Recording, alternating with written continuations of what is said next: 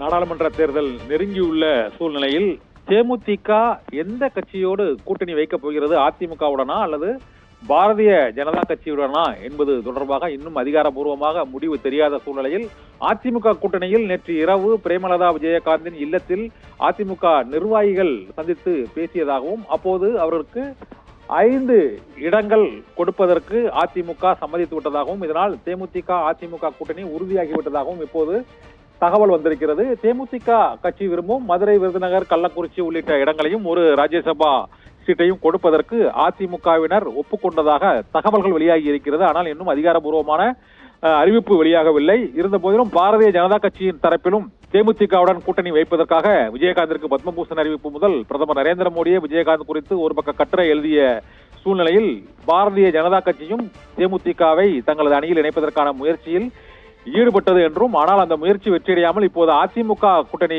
EPS பிரிவு பக்கம் தேமுதிக சாய்ந்து விட்டதாகவும் தகவல் வெளியாகி இருக்கிறது.